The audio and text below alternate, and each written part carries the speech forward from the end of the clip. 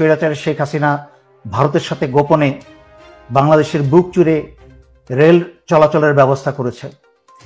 যেই ভারতের রেল বিভাগের ভারতীয় সৈন্যের সংখ্যায় প্রায় ৭০,০০০ প্রশিক্ষিত সৈন্য, তারা যে কোনো সময় যে কোনো প্রয়োজনে এই উপমহাদেশে যেখানে ভারতের রেল চলে, রেল যোগাযোগ আছে, সেখানে প্রয়োজনে তারা মুহূর্তেই হাজির হয়ে যেতে পারে।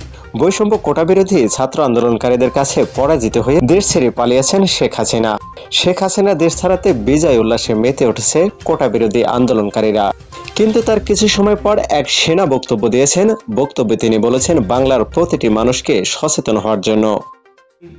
আপনারা এই মুহূর্ত থেকে অত্যন্ত সচেতন হয়ে যান। কোথাও আপনারা একা থাকবেন না। কোথাও আপনাদেরকে বাসা বাড়িতে এলাকায় যদি পুলিশি হানা হয়, তাহলে আপনারা সারা এলাকার মানুষ ঘিরে ধরবেন। সেনা জানিয়েছেন যে কোনো মুহূর্তে ভারত থেকে ৭০,০০০ সৈন্য এসে বাংলাদেশকে অ্যাটাক করতে পারে। তিনি আরো জানিয়েছেন বাংলাদেশের ভেতর দিয়ে যে রেলপথটা তৈরি করা হয়েছে সেটা নাকি শেখ হাসিনার সুবিধার জন্যই তৈরি করা হয়েছে।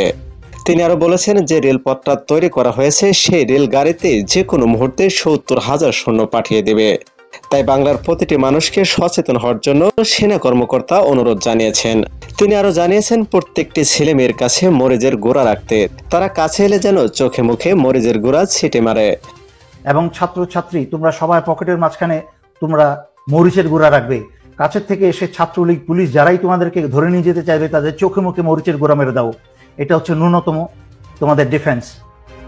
তো প্রিয় দর্শক, এই সেনা কর্মকর্তার কথাগুলো কতটুকু যুক্তিসম্পন্ন তা জানাতে ভুলবেন না আমাদের ভিডিওর কমেন্ট বক্সে।